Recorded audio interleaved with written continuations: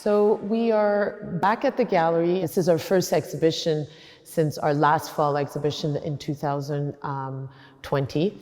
And we're presenting a major exhibition by the Swiss artist Myriam Kann. The title is Me as Happening. And I would say that this exhibition comes after a large series of exhibitions that she had titled Me as Human. So it's as if we're continuing into the reflection of an artist, of a senior Swiss artist, into her life, her perspective onto the world, and the subject matters that are really important to her. The exhibition takes over the entire Paraplant, which is not something that we often do. About 200 to 250 works of different sizes, of different materials. We have painting on wood, we have oil, we have pastel, we have chalk, we have drawing, in order for the visitors to get an in-depth encounter with the constellation of works and subject matters that are of interest to Myriam Kann. I would say that the human question is definitely a key. We have divided each of the spaces with different titles. So we have Old I. She doesn't like the idea of a self-portrait because as humans, as being, we're constantly developing ourselves. And so all of the paintings or drawings that we'll see in that space really speak to her developing herself, her as a human continuing that evolution. Another section is This Is Where I Live, which really speaks of in the past where she used to live in Basel and where she chooses to live now in Stampa Bregalia in the Swiss Alps. Another section is Having to Love, which very much speaks of relationships of love, love making, love being, giving birth, and also the challenges of having to love. There are works that are made in reference to the Me Too movement, where you see the two individual engaging in what can be a violent act. And it is referencing these question of equity between male and female, and also this question of power. She's also painting nude bodies of males.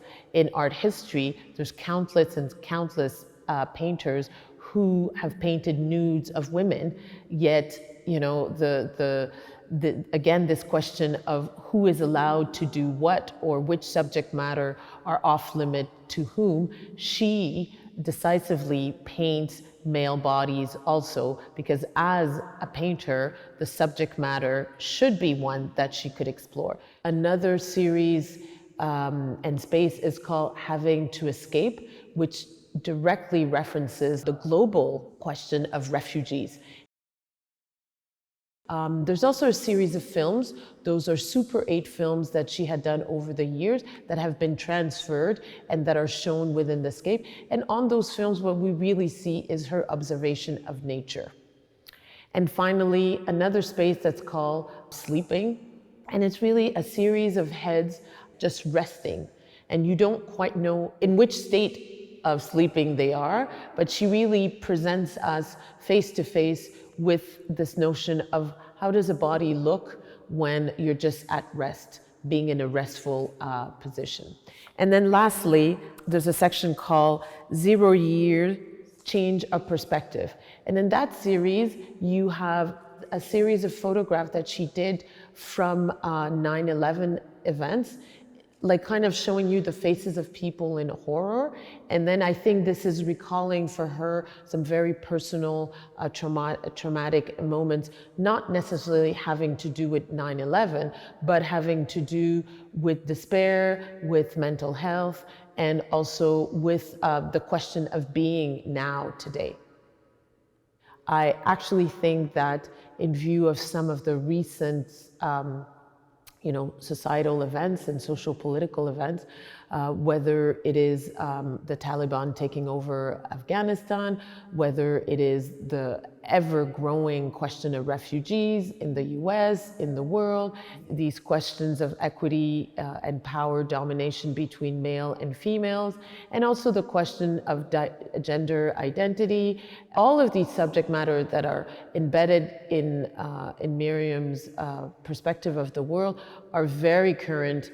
And, she's a feminist, and her perspective onto the world is very much informed by that.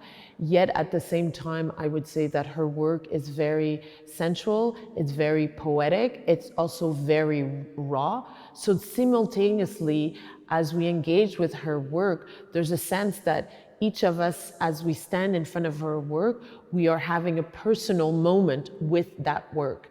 And I think that the freedom that she brings to her work also resonates with each individual visitor that comes to encounter her magnificent poetic works.